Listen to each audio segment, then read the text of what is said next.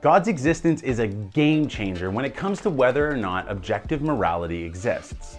Today we're discussing the moral argument for God.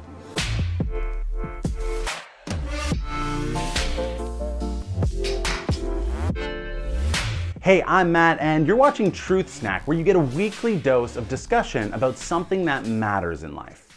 The moral argument for God goes like this. Premise number 1.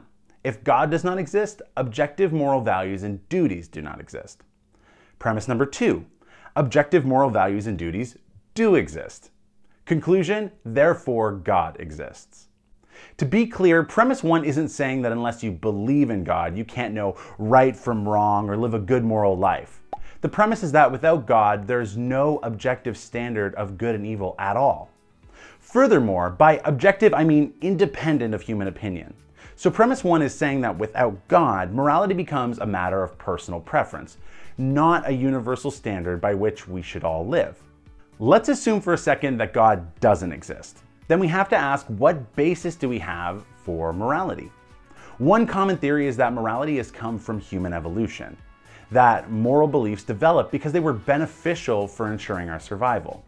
In fact, Darwin said, if men were reared under precisely the same condition as hive bees, there could hardly be a doubt that our unmarried females, like the worker bees, would think it a sacred duty to kill their brothers, and mothers would strive to kill their fertile daughters, and no one would think of interfering.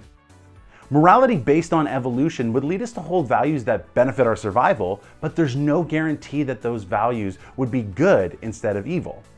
After all, according to evolution, humans are simply more highly evolved animals. But we never hold animals morally accountable. No one is outraged by mice stealing food, lions eating zebras, and dogs trying to mate forcibly with other dogs. If we're just evolved animals, why do we fuss over morality at all? According to Richard Dawkins, there is at bottom no design, no purpose, no evil, no good. We're machines for propagating DNA. It is every living object's sole reason for being.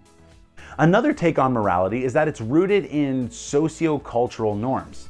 But if that's the case, then sure, we can condemn evil in our own culture, but we can't condemn another people's involvement in slavery, ethnic cleansing, or religious crusades when they were only following the cultural moral norms of their society. You may be horrified to think of morality in such a way. I hope you are. Those sentiments show that you believe in the second premise. Objective morality exists.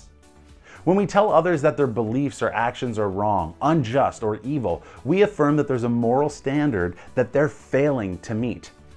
If you think that some things are truly wrong for all people, regardless of evolution, culture, and opinion, then that's objective morality. For example, rape. The horror of denying objective morality is that you have to say that raping another person could be okay sometimes. No, some things are always wrong, regardless of evolution, culture, and opinion. But who or what places a moral standard on us? Without God, no one but ourselves. And if we've laid this obligation on ourselves, we can choose to take it off, which is why Dr. William Lane Craig says, take God out of the picture, and all you seem to be left with is an ape-like creature on a speck of dust, beset with delusions of moral grandeur. But with God exists an eternal, perfect moral being whose character acts as an objective reference point for moral values and whose commands provide moral duties. God's existence follows necessarily if both premises are true. So what do you think? Is the moral argument for God's existence convincing? Why or why not? I hope you found this video helpful, but let's not pretend that it's the end of the discussion. If you have thoughts or comments, or if you disagree with the premise, leave a comment in the comment section below. Or even better, share the video and have a face-to-face discussion with someone you love. Hit the Truth Snack logo if you want to subscribe, and hit the bell notification if you don't want to miss the next video in this series. Or while you're here, why not watch another episode that you've missed? See you next Tuesday.